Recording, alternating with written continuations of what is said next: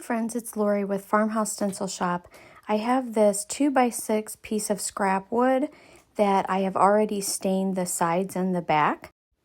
I'm painting a coat of Waverly White chalk paint on the board, just giving this a really good coat of paint, and then I'm going to do a coat of Mod Podge over that.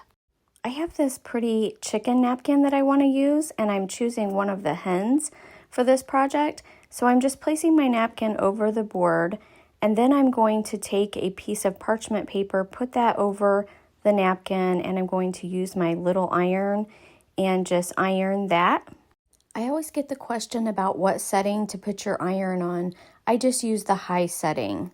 I don't even pay attention. I just plug it in and go with the high setting.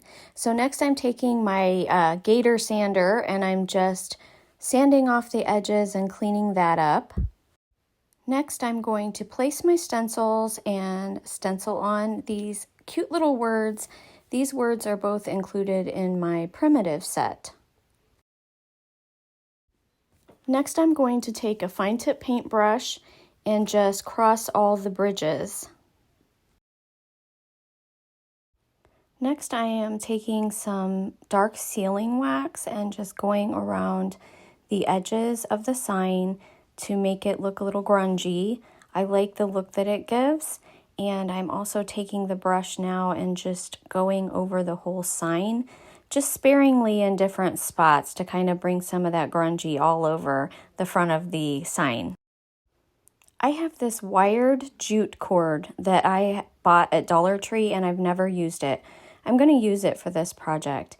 Even though this is more of a shelf sitter, I thought I could just attach this wired jute cord to the top, and that way I will have something to attach my bow to. So I stapled it on both sides, but I am just twisting the jute around to position it in a way that it hides those staples on the sides. Now I'm going to use the bow dabra and make a cute little bow for the top. I've got different homespun fabrics that I'm using. I also used a bit of grain stripe fabric that I had grungied up a little bit. I think it was way too bright, and so I just put some of the sealing wax right onto the fabric to make it grungy. Now I'm just tying off the center of my bow with the jute twine.